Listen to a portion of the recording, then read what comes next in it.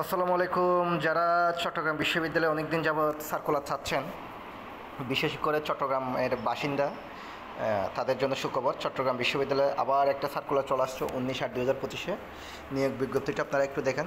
এই বিশ্ববিদ্যালয়ের বিভিন্ন বিভাগ, ইনস্টিটিউট, অনুষদ, মসজিদ, হল, দপ্তরে নির্মুক্ত শূন্যপদ স্থায়ী। তবে এখানে একটা মাথা রাখবেন, এটা কিন্তু স্থায়ী চাকরি। আহ্বান করা হচ্ছে। দেখেন কী কী পদলোক নিচ্ছে, কোন হলে, এটা আপনারা একটু দেখে নেবেন। আমি একটু বলতেছি আপনাদেরকে। যেমন ভোজনালয় সহকারীতে নিচ্ছে একজন, প্রহরে নিচ্ছে একজন, ঝাড়ুদার নিচ্ছে একজন, ভোজনালয় সহকারী নিচ্ছে একজন, ভোজনালয় সহকারী নিচ্ছে একটি। সবগুলো কিন্তু অষ্টম শ্রেণী পাস। আর এসএসসি আছে কয়েকটাতে, অফিস পিয়ন এগুলোতে। এটা হচ্ছে 20তম গ্রেড। বার্তাবাহক নিচ্ছে একজন, প্রহরে নিচ্ছে একজন, প্রহরে নিচ্ছে একজন, শহরের দেহল, ঝাড়ুদার নিচ্ছে একজন, অষ্টাদশ সূর্যসন হলে ঝাড়ুদার নিচ্ছে একজন, সমাজ বিজ্ঞান অনুষদ, অফিস পিয়ন নিচ্ছে একজন, টেবিল বয় নিচ্ছে একজন, নিরাপত্তা দপ্তর নিচ্ছে প্রহরী দুজন, পরীক্ষা নিয়ন্ত্রণ দপ্তরে নিচ্ছে পরীক্ষা নিয়ন্ত্রণ দপ্তরে নিচ্ছে সাইকোলজিস্টিক মেশিন অপারেটর নিচ্ছে একজন, বাইন্ডার একজন, সুইপার একজন, এস্টার একজন, অফিস পিয়ন দুইটি। ঠিক আছে।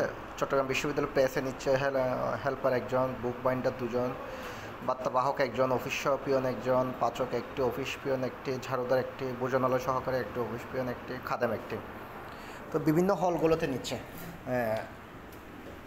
মুক্তিযুদ্ধ সন্তানদের জন্য নিয়োগের অন্যান্য শর্তাদি পূরণের সাপেক্ষে সরাসরি সিদ্ধান্ত অনুযায়ী কোটা নির্ধারণ থাকবে। অর্থাৎ সরকারি কোটা যেভাবে সিস্টেম আছে এখন বর্তমানে ওই অনুযায়ী থাকবে। চট্টগ্রাম বিশ্ববিদ্যালয়ের রেজিস্ট্রার দপ্তর থেকে এক কপি ফর্ম পূরণ করে আগামী 14/9/2025 তারিখের মধ্যে অফিস চলাকালীন সময়ে পাঠাতে হবে। এখানে ব্যাংক ড্রাফট করতে হবে 300 টাকার। ঠিক আছে। তারপরে জন্ম নিবন্ধন, ভোটার আইডি কার্ড, সত্যায়িত 3 কপি, সত্যায়িত ছবি, সকল শিক্ষাগত যোগ্যতা, অভিজ্ঞতা সনদ, জন্ম নিবন্ধন, ছায়ালিপির দরখাস্তের সঙ্গে অবশ্যই সংযুক্ত করতে হবে।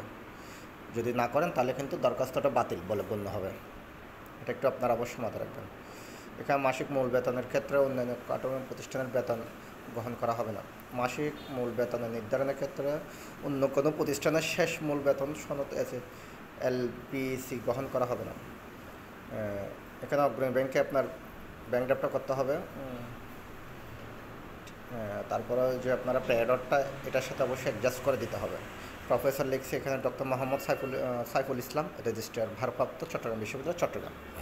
যাই হোক, আপনাদের জন্য একটু বিশেষ করে সুবিধা করে বলি, এটা হচ্ছে সরকারি পাবলিক বিশ্ববিদ্যালয়, যেহেতু সরকারি বিশ্ববিদ্যালয়, সরকারি নিয়ম অনুযায়ী সব কিছু আছে। এখানে পেনশন থাকবে না, গ্র্যাচুইটি প্রভিডেন্ট ফান্ডটা থাকবে, গ্র্যাচুইটি থাকবে, প্রভিডেন্ট ফান্ড থাকবে, এককালীন টাকাটা দিবে। যাই হোক, চতুর্থ শ্রেণীর চাকরি হলো অনেক ভালো চাকরি, মজার চাকরি, সুন্দর চাকরি। বিভিন্ন সময়ে অনেকগুলো এখানে অনেক ধরনের সুযোগ সুবিধা আছে। আপনারা চাকরি করলে সেক্ষেত্রে আপনারা বুঝতে পারবেন আস্তে আস্তে। তারপর আপনাদের পরিচিত মহল যারা এখানে চাকরি করে, আপনারা একটু খোঁজখবর নিয়ে নেবেন। যারা বিভিন্ন জায়গায় কম পড়ালেখার মধ্যে আছেন, চাকরি চাচ্ছেন, ভালো বিভিন্ন মন্ত্রণালয়ে চাকরি হচ্ছেন, আমি বলবো আপনারা বিশ্ববিদ্যালয়ের চাকরিগুলোতে অবশ্যই ট্রাই করবেন। এখানে ক্যান্ডিডেটও কম হয়, পরীক্ষাটাও ভালো হয়, তবে লোকজন একটু এখানে রেফারেন্সে বেশিরভাগ হয়ে যায়। তারপরও রিজিকের মালিক আল্লাহ, আপনারা একটু চেষ্টা করবেন নিজ দায়িত্বে সুন্দর করে পরীক্ষাটা দেওয়ার জন্য। এখানে কিন্তু অনেক সময় অ্যাপ্লাই খুব কম হয়। মন্ত্রণালয়ে যেভাবে ক্যান্ডিডেট থাকে হাজার হাজার, এখানে কিন্তু অতটুকু থাকে না।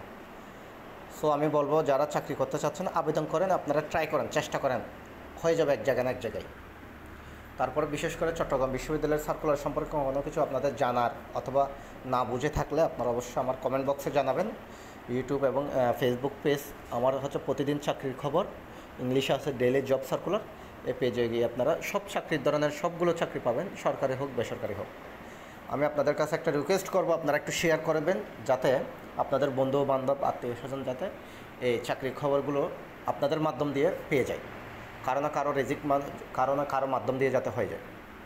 ধন্যবাদ। সকলেই দোয়া করবেন আমার জন্য, যাতে আপনাদের প্রতিদিন চাকরির এই নিউজগুলো আপনাদের মধ্যে পৌঁছাতে পারে। শুভকামনা রইল আপনাদের জন্য। বেশি দিন হয়তো আপনাদের বেকার থাকতে হবে না। দোয়া রইল, আশীর্বাদ রইল। আসসালামু আলাইকুম।